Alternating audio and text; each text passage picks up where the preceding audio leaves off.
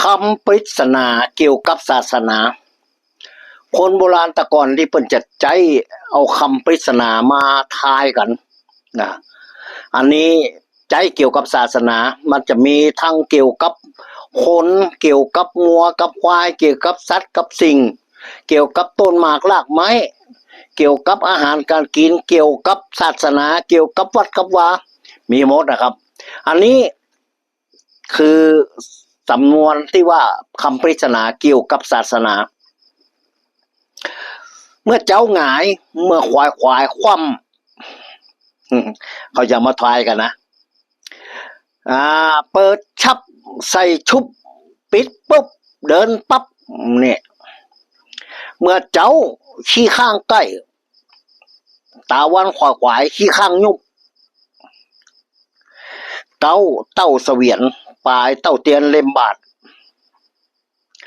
ลูก3 คนหน้ามนเหมือนแม่ เป็นอะไรอย่างครับอันนี้ก็เป็นคำปริศนากำทายคนโบราณแต่ก่อนไปจะเอาตายกันควายกันนะครับโดยเฉพาะละอ่อนเลี้ยงควายเมื่อเจ้าหงายเมื่อควายคว่ำมันเป็นอะไรอย่างเกี่ยวกับศาสนา อันนี้ก็คือคำเฉลยก็คือ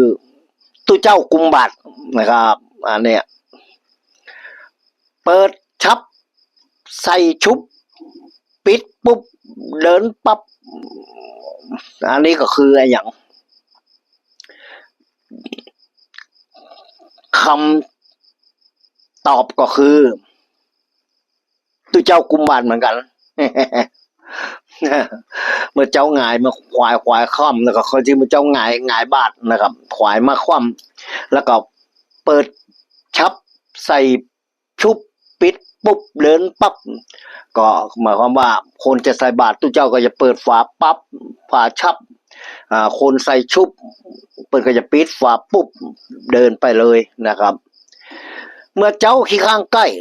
ควายขี้ข้างยุบคำตอบก็คือตู้เจ้ากุมบาทเหมือนกัน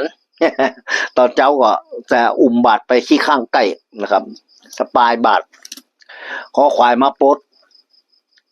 เอาเข้าไปกินละนะครับเอาเข้าไปไว้ก็เลยขี้ข้างยุบเต้าเสวียนปลายเต้าเตียนเล่มบาทอันนี้ก็คือคำตอบธาตุนะครับลูก3 คนหน้ามนเหมือนแม่ อย่างลูก3 คนหน้ามนแม่อยู่ในวัดนะครับก็คำตอบกองปูจา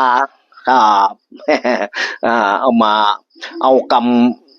ที่คนโบราณเขาทายกันนะครับเอามาพี่น้องได้รับรู้กันครับเอาของเก่าๆมาให้กันฟังเนาะครับผมสวัสดีครับ